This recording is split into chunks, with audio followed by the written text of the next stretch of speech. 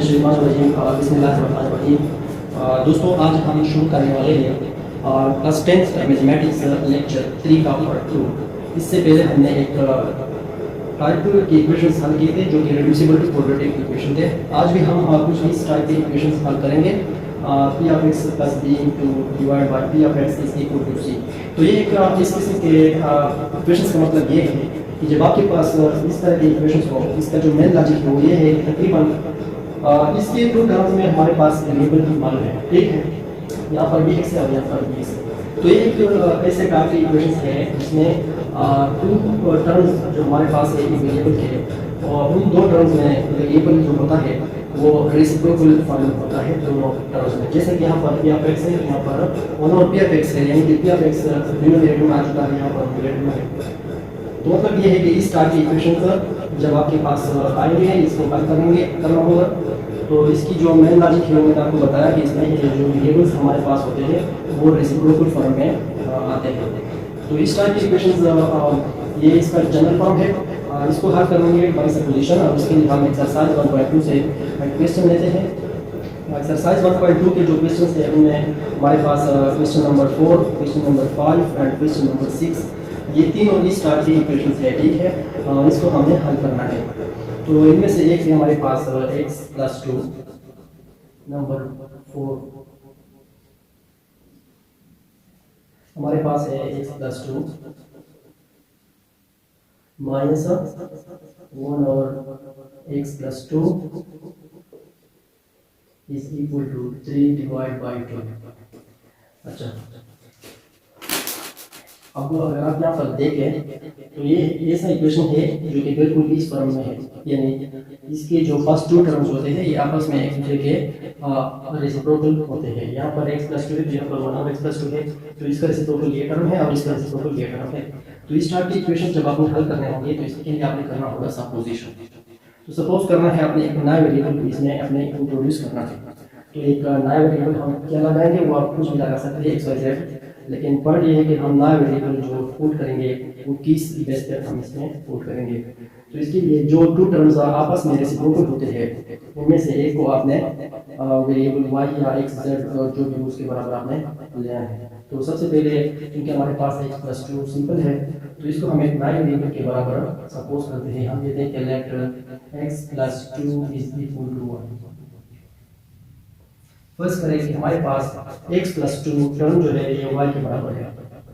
जब ये y के बराबर आएगा तो 1 और x प्लस 2 का जो टर्म है इसी x प्लस 2 की जगह अगर हम y लिखते हैं तो मतलब ये है कि 1 और x प्लस 2 ये किस चीज़ के बराबर आएंगे, ये हो जाएगा 1 और y, ठीक। यानी कि x प्लस 2 अगर y के बराबर आता है तो 1 और x प्लस 2 जब हम इसको उलट करेंगे तो ये भी 1 और y बन जाएगा। अब आपने दोनों टर्म्स को एक नए वेरिएबल के में कन्वर्ट किया है। अब इस नए वेरिएबल को आपने इस इक्वेशन में पुट करना है। x प्लस 2 की जगह आपको y लिखना है और 1 और x प्लस 2 की जगह आपको 1 और y लगाना है। Now it implies that y minus 1 over y is equal to 3 divided by 2। सही। अब ये ऐसा टर्म है कि थोड़ा इससे सिंप्लीफाइड फॉर्म है, ठीक है। बाकी नेचर अभी भी वही है कि फर्स्ट टू टर्म्स आपस में रेसिप्रोकल है, लेकिन हमने इसको थोड़ा सिंप्लीफाई किया है इससे। अच्छा, जब आप एक नया वेरिएबल इंट्रोड्यूस करेंगे तो आप इस इक्वेशन को क्वाड्रेटिक फॉर्म में लाएंगे, क्योंकि हम सिर्फ क्वाड्रेटिक इक्वेशंस का सलूशन जानते हैं। तो इसको क्वाड्रेटिक फॉर्म में लाने के लिए सबसे पहले आपने डिनोमिनेटर्स के जो टर्म्स हैं उसको खत्म करना है। डिनोमिनेटर्स में यहाँ पर y है और यहाँ पर 2 है, तो ये 2 और y इसको हमें खत्म करना है। खत्म कैसे करना है, इन दोनों का प्रोडक्ट हम लेंगे जो डिनोमिनेटर्स में टर्म्स होते हैं, जिन टर्म्स को आपने खत्म करना है डिनोमिनेटर्स से, तो इन दोनों का आपको प्रोडक्ट लेना है और फिर उस प्रोडक्ट को हर एक टर्म के साथ मल्टीप्लाई करना है। तो इसका प्रोडक्ट बनता है हमारे पास 2y। तो हम लिखेंगे कि multiplying 2y on both sides. 2y को हम दोनों साइड्स पर मल्टीप्लाई करेंगे। इसका मतलब ये है कि हम तमाम टर्म्स के साथ 2y को मल्टीप्लाई करेंगे। जब हम मल्टीप्लाई करेंगे तो ये हो जाएगा y multiplied by 2y minus 1 over y multiplied by 2y is equal to 3 divide by 2 multiplied by 2। अभी हर एक टर्म के साथ हमने 2y को मल्टीप्लाई किया। नेक्स्ट स्टेप में आपने करना है कि जो कट होते हैं उसको आपने कट करना है, जो नहीं कट उसको आपने सिंपली मल्टीप्लाई करना है। तो 2y मल्टीप्लाइड बाई y इससे बनेगा 2y का स्क्वायर। यहाँ पर अगर हम देख रहे हैं 1 और y मल्टीप्लाइड बाई 2 है, इसमें से y और y कैंसिल हो जाएंगे, सिर्फ 1 मल्टीप्लाइड बाई 2 आएगा, -1 मल्टीप्लाइड बाई 2 से बनेगा -2। और इस साइड का अगर हम देखें तो इसमें 2 और 2 आपस में कैंसिल हो जाएंगे, सिर्फ 3 और y मल्टीप्लाई हो जाएंगे, तो इससे आएगा 3y। ठीक है, क्योंकि हमने इसको क्वाड्रेटिक फॉर्म में लाना है तो इसके लिए हमने राइट साइड पे 0 लेके आना है। तो राइट साइड पे 0 जब हम लगाएंगे तो इसके लिए हम इसको इस साइड पे शिफ्ट करेंगे। तो 2y स्क्वायर अपनी जगह, ये प्लस 3y जब इधर शिफ्ट हो जाएगा तो ये हो जाएगा -3y, -2 भी अपनी जगह, और राइट साइड पे हमारे पास आएगा 0। तो ये हमारे पास बन चुका है एक स्टैंडर्ड क्वाड्रेटिक इक्वेशन, और इसको हम 3 मेथड्स के साथ हल कर सकते हैं। फैक्टराइजेशन है, कंप्यूटिंग स्क्वायर है और क्वाड्रेटिक फॉर्मूला है। तो इस standard form of quadratic equation को हमें यहाँ पर हल करना है बाय फैक्टराइजेशन। फैक्टराइजेशन की जो प्रोसेस है वो ये है कि आपने क्वाड्रेटिक टर्म और कांस्टेंट टर्म का प्रोडक्ट फाइंड आउट करना है, यानी कि फर्स्ट एंड लास्ट टर्म्स को आपने मल्टीप्लाई करना है। ये +2y स्क्वायर है और ये -2 है, तो इसके प्रोडक्ट से बनेगा -4y स्क्वायर।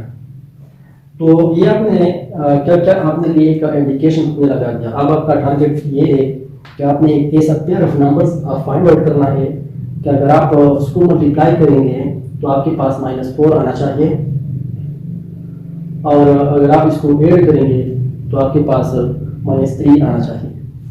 तो ऐसा पेयर ऑफ नंबर हमारे पास क्या हो सकता है, इसके लिए आपके पास एक प्रोसेस है, हमने अपने लेक्चर 1 और 2 में डिस्कस किया है। अगर आपका प्रैक्टिस है तो आप डायरेक्ट इसको फाइंड आउट कर सकते हैं। जैसे कि इसके लिए सब पेयर ऑफ नंबर्स हमारे पास 4 और 1 है, क्योंकि 1 और 4 को जब हम मल्टीप्लाई करेंगे तो इससे 4 आ सकता है, और 4 और 1 से हम 3 भी ला सकते हैं अगर 4 से 1 को सब्ट्रैक्ट करेंगे। तो इसके लिए हम 3 की जगह लिखेंगे -4 और 1। तो ये हो जाएगा 2y square -4y plus 1y -2 is equal to 0। हाँ, -4y और +1y इनको अगर आप मल्टीप्लाई करेंगे तो आपके पास आएगा -4y स्क्वायर, ऐड करेंगे तो आपके पास आएगा -3y स्क्वायर। तो ये था हमारा फैक्टराइजेशन पॉइंट। इस स्टेप के फौरन बाद आपने फैक्टर्स लगाए, तो इसकी स्टेप के फौरन बाद आपने फर्स्ट 2 टर्म्स को लेना है एक साथ और लास्ट 2 टर्म्स को लेना है एक साथ, और फिर इसमें से आपने कॉमन पॉइंट निकालना है। तो इसमें कॉमन हमारे पास आता है, एक तो 2 कॉमन है और दूसरा y कॉमन है। सो फाइनली इसमें से 2y हम जब कॉमन करेंगे तो ये रह जाएगा ओनली y, और यहाँ पर रह जाएगा 2। इसी तरह +1 - 2 में हमारे पास कुछ भी कॉमन नहीं है, सिर्फ 1 कॉमन है, तो +1 कॉमन करने के बाद ये रह जाएंगे y - 2 इज इक्वल टू 0। अब यहाँ पर आपने इसमें से कॉमन को निकाल दिया। अब अगेन आपके पास ये अपॉर्चुनिटी है कि आप मजीद कॉमन टर्म्स इनमें से निकाल सकते हैं। जैसे कि यहाँ पर हमारे पास कॉमन है y - 2, ये एक टर्म है और ये एक टर्म है, और इन दोनों टर्म्स में हमारे पास y - 2 जो है वो कॉमन है। तो y - 2 को हम मजीद कॉमन करेंगे। जब y - 2 हम कॉमन करेंगे तो अनकॉमन हमारे पास रह जाएगा 2y + 1 is equal to 0। 2y + 1 is equal to 0। तो ये हमारे पास 2 फैक्टर्स आ चुके हैं, इस इक्वेशन के 2 फैक्टर्स हमारे पास आ चुके हैं।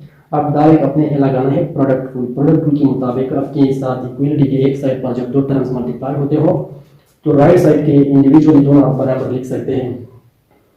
तो यहाँ पर हम अकॉर्डिंग टू प्रोडक्ट रूल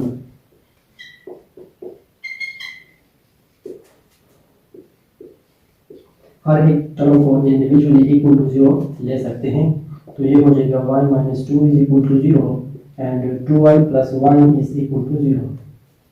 इस स्टेप से आपने करना क्या है, आपने y की वैल्यूज फाइंड आउट करनी है। जब यहाँ से आप y की वैल्यू फाइंड आउट करेंगे तो इसके लिए -2 को राइट साइड पे शिफ्ट करेंगे, और -2 जब यहाँ शिफ्ट हो जाएगा तो ये हो जाएगा +2। ओके, इसी तरह यहाँ से सबसे पहले आपने +1 को राइट साइड पे शिफ्ट करना है, तो ये हो जाएगा -1।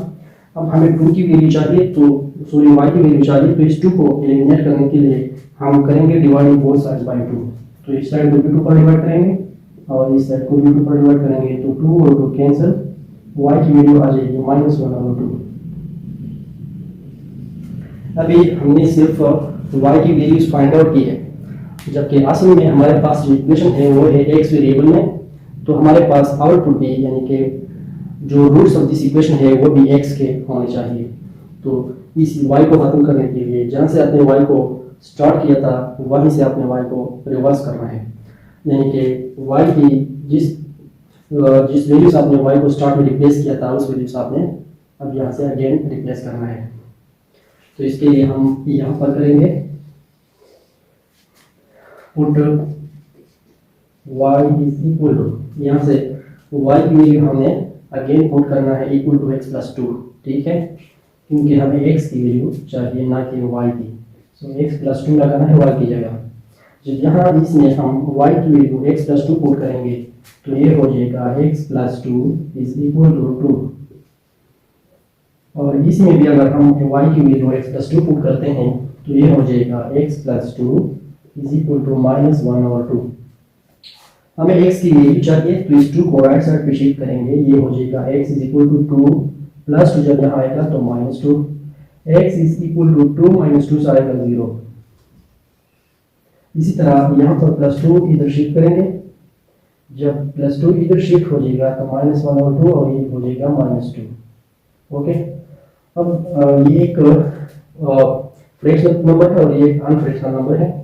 जब हम ऐसी सिचुएशन में दो नंबर्स को ऐड करेंगे या सब्ट्रैक्ट करेंगे तो इसके लिए हम यहाँ पर 1 लिख सकते हैं, यानी कि जो नॉन फ्रैक्शनल नंबर होता है उसको भी आपने फ्रैक्शनल में कन्वर्ट करना है, और इसका आसान तरीका ये है कि आपने सिर्फ डिनोमिनेटर में 1 लगाना है। अब इन दोनों का आपने लेना है एलसीएम, तो ये हो जाएगा, इसका एलसीएम आता है हमारे पास 2 को आपने लगाना है, 2 पर डिवाइड करना है। जब 2 को आप 2 पर डिवाइड करेंगे आएगा 1 और 1 को -1 से मल्टीप्लाई करेंगे फिर तो ये हो जाएगा -1। यहाँ पर माइनस है तो माइनस, अगेन 2 का आपको लगाना है, 1 पे डिवाइड करना है, जो भी आउटपुट आएगा उसके साथ मल्टीप्लाई करना है आपको। तो 2 को 1 पर डिवाइड करने से हमारे पास आएगा 2 और उस 2 को हमने -2 के साथ आप मल्टीप्लाई करना है, तो 2 2 * 4। सो फाइनली x की वैल्यू -1 और -4 से आता है -5 4 डिवाइड बाय 2। तो हमारा सॉल्यूशन सेट हो गया 0 एंड -5 डिवाइड बाय 2, और यही हमारा फाइनल आंसर है। तो इस तरीके से आपने इस टाइप की इक्वेशंस हल करने हैं। ये कौन सा टाइप है? ये एक ऐसा टाइप है जिसमें आपके पास वेरिएबल्स की जो टर्म होते हैं वो आपस में एक दूसरे के रेसिप्रोकल होते हैं, ठीक है, यानी कि उलट होते हैं। जैसा कि इस इक्वेशन में अगर आप देखें तो ये भी वेरिएबल का टर्म है और ये भी वेरिएबल का टर्म है, यानी कि x दोनों में इन्वॉल्व है, तो ये दोनों आपस में एक दूसरे के उलट है, रेसिप्रोकल है। और जब आपके पास इस टाइप की इक्वेशंस हो जिसमें वेरिएबल के टर्म एक दूसरे के रेसिप्रोकल हो तो आपने इस तरीके से इसको हल करना है, ठीक है। इस मेथड को हम कहते हैं सपोजिशन मेथड। ये था हमारा लेक्चर 3 का पार्ट 2, जिसमें हमने पढ़ा टाइप 2 के जो इक्वेशन थे अकॉर्डिंग टू बुक, वो आज हमने डिस्कस किए। मुझे उम्मीद है कि आपने ये वीडियो से ज़रूर कुछ ना कुछ सीखा होगा। अगर आपने इस वीडियो को पसंद किया है तो प्लीज़ हमारा चैनल भी सब्सक्राइब कीजिए और इस वीडियो को अपने दोस्तों के साथ भी शेयर कीजिए ताकि ज़्यादा से ज़्यादा लोग इससे फ़ायदा उठा सके। खुदा हाफिज़।